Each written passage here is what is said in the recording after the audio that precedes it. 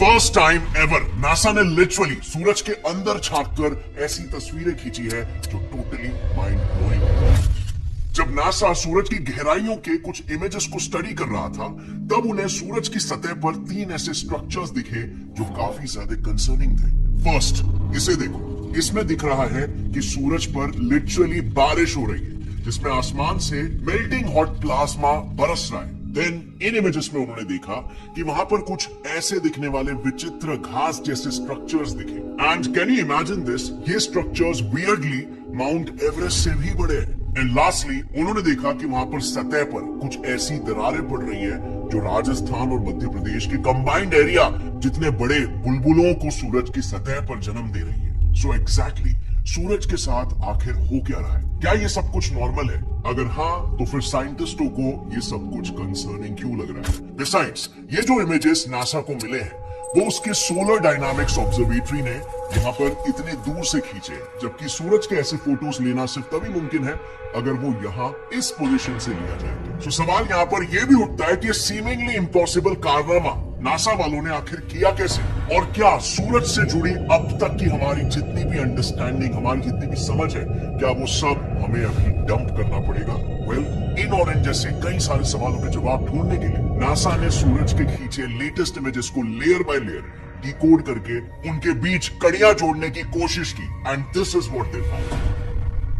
दरअसल साइंटिस्टों को पता था कि सूरज और उसके इर्द गिर्द के वातावरण में कुछ तो ऐसी गतिविधियां हो रही है जो भविष्य में पृथ्वी को बड़ा नुकसान पहुंचा सकती है, क्योंकि इन गतिविधियों से बने सोलर फ्लेयर्स की वजह से 2022 में इलॉन मस्क के एक नहीं बल्कि 49 स्टारलिंक सैटेलाइट्स इनके चपेट में आकर वापस पृथ्वी के एटमॉस्फेयर में जाकर गिर गए थे। 2023 में तो 1 बिलियन हाइड्रोजन बॉम्ब्स जितना ताकतवर सोलर फ्लेयर के कुछ अंश नॉर्थ अमेरिका में गिर गए थे, जिसकी वजह से वहां के सारे कम्युनिकेशन ठप हो गए थे और most of the north American continent को ब्लैकआउट का सामना करना पड़ा।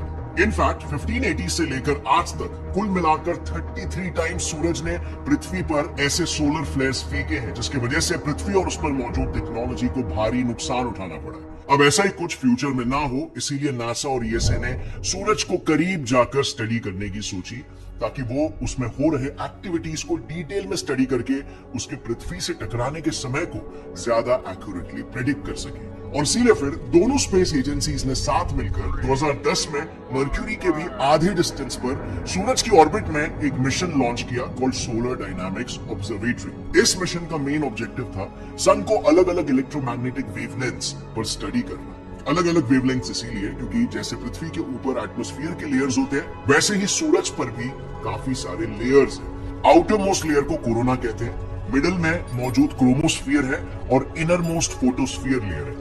इन सभी लेयर्स के तापमान में काफी ज्यादा फर्क होता है और जैसे कि हम जानते हैं, डिफरेंट टेम्परेचर्स पर डिफरेंट वेवलेंथ्स की लाइट निकलती है, और इसीलिए सूरज को स्टडी करने के लिए उन्होंने मल्टीपल वेवलेंथ्स की मदद ली। इस स्टडी में उनका पहला टारगेट था सूरज के सबसे बाहरी लेयर कोरोना को स्टडी करना। अब इसके टेम्परेचर के हिसाब से साइंटिस्टों ने यूवी लाइट के इस वेवलेंथ पर उसकी तस्वीरें लेना शुरू किया, और आप यकीन नहीं करोगे साइंटिस्टों ने क्या देखा। वेल, इस वेवलेंथ पर उन्होंने देखा कि गर्म तपता लावा बारिश के रूप में सूरज पर बरस रहा है। अब ऐसा क्यों हो रहा था? इसके लिए जब उन्होंने गहराई से जांच की, तब उन्हें पता चला कि कोरोना में हो रहे एक बड़े प्रोसेस का एक छोटा सा पार्ट है। देखिए ना, सूरज पर मौजूद प्लाज्मा यानी चार्ज पार्टिकल्स का सूप जब उसके स्ट्रॉन्ग मैग्नेटिक फील्ड के कांटेक्ट में आता है, तब ये मैग्नेटिक फील्ड उस प्लाज्मा को बाहर फेंक देता है, क्योंकि जैसे ही moving charge particles magnetic field के कांटेक्ट में आते हैं, वैसे ही मैग्नेटिक फील्ड उस पर एक फोर्स अप्लाई करती है और उसे बाहर की तरफ फेंक देती है। और ऐसा ही कुछ सूरज पर मौजूद प्लाज्मा के साथ भी होता है, जो सोलर फ्लेयर्स के फॉर्म में बाहर आते हैं। ये फ्लेयर्स इतने एनर्जेटिक होते हैं कि वो महज कुछ ही घंटों में पृथ्वी से सूरज के लगभग 100 रिटर्न ट्रिप्स लगा सकते हैं। लेकिन कई बार होता क्या है कि पृथ्वी की वाटर साइकिल की तरह ये गर्म फ्लेयर्स आउटर लेयर कोरोना तक पहुंचते पहुंचते ठंडे हो जाते हैं और वापस सूरज की सतह पर लावा की बारिश के रूप में बरसते हैं। और इसी फिनोमिनन को साइंटिस्टों ने कोरोना में कैप्चर किया और उसे नाम दिया कोरोनल रेन। यानी कि to sum it all up till now, सूरज की पहली लेयर की तस्वीरों से साइंटिस्टों को सोलर फ्लेयर्स और उसके वजह से सूरज पर हो रहे कोरोनल रेन के बारे में पता चला। अब कोरोना का राज समझने के बाद वो सूरज के और करीब गए और उन्होंने उसके मिडिल लेयर क्रोमोस्फियर को स्टडी करना शुरू किया। अब क्योंकि इस लेयर का तापमान कोरोना से कम होता है और इसीलिए क्रोमोस्फियर को स्टडी करने के लिए इस वेवलेंथ की यूवी लाइट का इस्तेमाल किया गया और इसी वेवलेंथ में उसकी तस्वीरें खींची गई।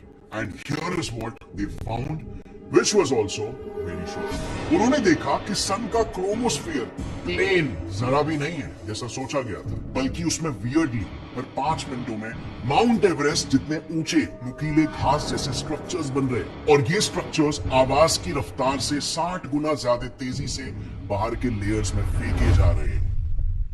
बेसिकली ऐसा इसीलिए होता है क्योंकि सूरज का इक्वेटर उसके पोल से पहले एक रोटेशन पूरा करता है। इस वजह से उसकी मैग्नेटिक फील्ड किसी रबर बैंड की तरह ट्विस्ट होकर उलझ जाती है और उसकी सतह पर छोटे छोटे लूप्स बनाती है। और जब ये लूप्स वापस अनटैंगल या सुलझते हैं तब क्रोमोस्फियर में शॉक वेव्स पैदा होते हैं और उससे वहाँ पर घास जैसे नुकीले स्ट्रक्चर्स बनते हैं। यानी कि ये एक तरह से जब आप वूफर पर पानी डाल के उसे बजाते हो तब वो पानी नुकीले कांटों की तरह उछलने लगता है ना, ये बिल्कुल वैसा ही है। सो इस लेयर की तस्वीरों से साइंटिस्टों को सूरज के क्रोमोस्फियर में बने घास जैसे स्ट्रक्चर्स का राज पता चला। अब बारी थी उसके नेक्स्ट लेयर यानी फोटोस्फियर को स्टडी करने की। इसे देखने के लिए साइंटिस्टों ने फिर एक बार लाइट के वेवलेंथ को बदला, क्योंकि 5000 डिग्री सेल्सियस गर्म फोटोस्फियर सबसे ज्यादा ब्राइट विजिबल वेवलेंथ में दिखता है। इस फिल्टर से जब उन्होंने सूरज के फोटोस्फियर यानी उसके सतह की तस्वीरें ली तब उन्हें उस पर कई सारी दरारें दिखाई दी। पर इन दरारों का आखिर मतलब क्या था? आखिर ये सूरज की सतह पर बन ही क्यों रहे हैं और आखिर ये है कितने बड़े? तो देखो, हुआ यूं कि ओरिजिनली इस वेवलेंथ पर उन्होंने जब इमेजेस कैप्चर की तभी उन्हें पता चला कि इमेजेस क्लियर नहीं आ रही है। उन्हें ऐसा लगा कि ये दरारें मे बी पिक्सल्स है और इसीलिए उन्होंने इसे जूम किया। अब जूम करने पर उन्होंने ये नोटिस किया कि ये एक्चुअली में सूरज के कण हैं जो बनते बिगड़ते रहते हैं और इन्हें उन्होंने नाम दिया सोलर ग्रैन्यूल्स। अब इन सोलर ग्रैन्यूल्स की सबसे विचित्र बात क्या है पता है? ये पिक्सल्स इतने छोटे दिखाई देने वाले ग्रैन्यूल्स यूएस के सबसे बड़े स्टेट टेक्सास जितने बड़े हैं आकार में, और ये बिल्कुल सेम प्रक्रिया से बनते हैं जिससे हमारे पैंजिया जैसे सुपर कॉन्टिनेंट्स बने थे। दरअसल जिस तरह से हमारे पृथ्वी की सतह के नीचे टेम्परेचर डिफरेंस की वजह से कोर के पास मौजूद गर्म लावा ऊपर आता है और ऊपर ठंडा हुआ लावा नीचे जाता है, बिल्कुल उसी तरह से सूरज के कोर के पास मौजूद गर्म प्लाज्मा भी ऊपर आता है और ऊपर का ठंडा हो रहा प्लाज्मा नीचे बैठने लगता है। अब ये प्रोसेस जब हम ऊपर से देखते हैं तब ये लावा जो ऊपर आया है वो हमें बबल्स की तरह नजर आता है और दो नजदीकी बबल्स के बीच की लाइन एक क्रैक की तरह नजर आती है। अब ये तो हुई फोटोस्फियर की ज़ूम्ड इन इमेज की बात। आई डोंट नो आपने नोटिस किया कि नहीं, जब हमने ओरिजिनली ज़ूम्ड आउट इमेज देखी तब उसमें क्लियरली कुछ डार्क स्पॉट्स दिखाई दे रहे थे। अब ऑब्वियसली ये तो सोलर ग्रैन्यूल्स जैसे नहीं दिख रहे,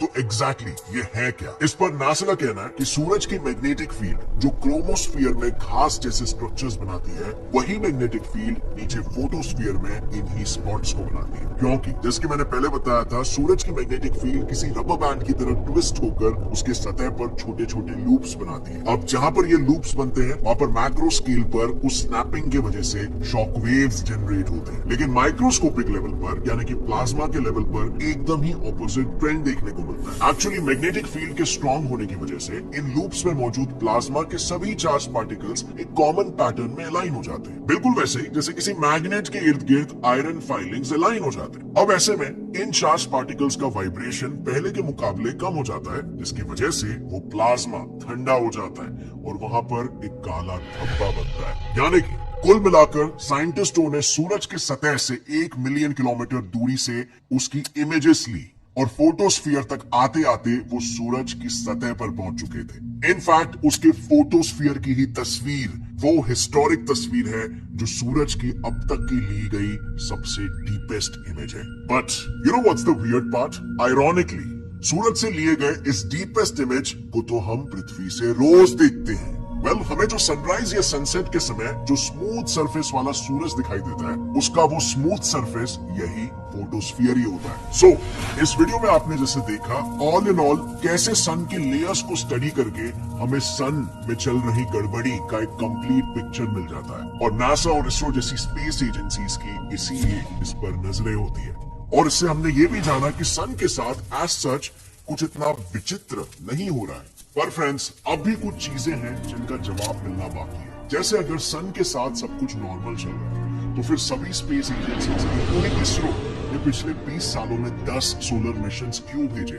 क्योंकि ऐसा तो नहीं है कि वो एक प्लैनेट है जिस पर हमको पानी ढूंढना है या फिर कोई कॉलोनी बसानी हो, तो फिर इतने रिपीटेड रिसर्चेस आखिर क्यों? क्या साइंटिस्टों को कुछ ऐसा पता है या इस इंटरेस्ट के पीछे कुछ ऐसी वजह है जो कि आप लोग नहीं जानते? पहले मुझे भी कुछ ऐसा ही लगा था, जैसे कि मैंने शुरुआत में कहा, हाल ही में सूरज से आ रहे सोलर फ्लेयर्स की तादाद बढ़ रही है। लेकिन जब मैंने इस डायरेक्शन में थोड़ी सी और रिसर्च की तब मुझे पता चला कि इन्हें स्टडी करने के लिए नासा ने एसडीओ से पहले भी कुछ सैटेलाइट्स भेजे तो थे। जैसे फॉर एग्जांपल 1995 में लॉन्च हुई सोलर एंड हीलियोस्फेरिक ऑब्जर्वेटरी सोहो, 2006 में भेजा था solar terrestrial relations observatory stereo, और इनमें से सोहो स्पेसक्राफ्ट ने तो सूरज की सतह पर हो रहे वाइब्रेशंस की तस्वीरें खींचकर उससे सूरज के साउंड तक को रिकॉर्ड किया है।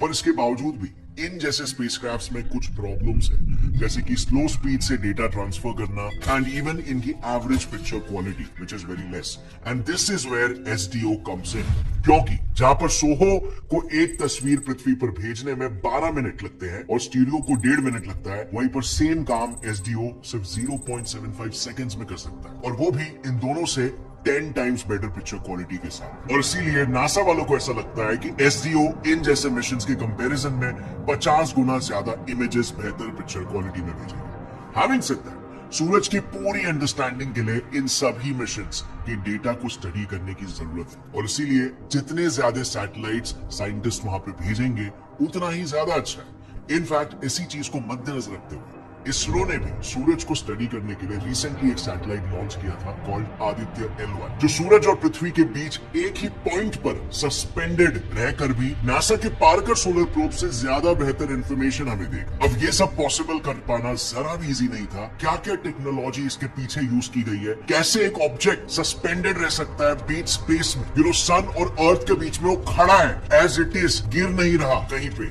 या फिर अपने पोजीशन से आगे या पीछे नहीं चला जा रहा। इसके पीछे टेक्नोलॉजी क्या है, कैसे इसरो ने इस हार्डकोर मिशन को